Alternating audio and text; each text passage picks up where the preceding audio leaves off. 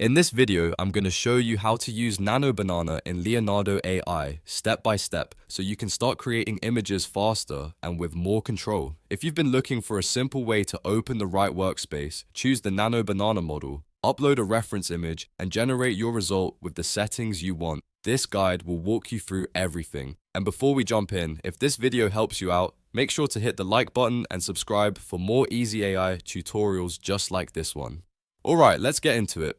First, open Leonardo AI in your browser and sign into your account if you haven't already. Once you're inside the main workspace, look for the image menu button in the middle of the screen. This is where Leonardo AI gives you access to different image generation options and model choices. Go ahead and click that image menu button to open the available settings. Now you'll want to choose your preferred model, which in this case is Nano Banana. Select Nano Banana from the model list so Leonardo AI knows which engine you want to use for your image generation. After that, take a moment to set your quality level. Higher quality T can give you a more polished result, while lower settings may be faster depending on your workflow. Next, set the image dimensions. This is important because the size and aspect ratio will affect how your final image looks, especially if you're creating content for social media, thumbnails, or other specific formats.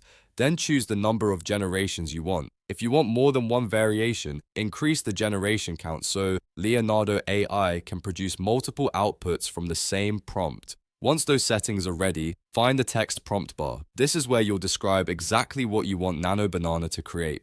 Your prompt should be clear and specific because the better your prompt, the better your results will usually be. If you already have a visual you want to work from, you can upload an image reference too. To do that, click the upload button and then select and upload a photo from your local storage. This reference image can help guide the style, composition, or overall look of your generation. After your image is uploaded and your settings are in place, it's time for the main step. Type your text prompt into the prompt bar. Think about what subject you want, what style you want, and any important details that should appear in the final image. Once your prompt is ready, double-check your settings one more time so everything looks correct. Then click Generate.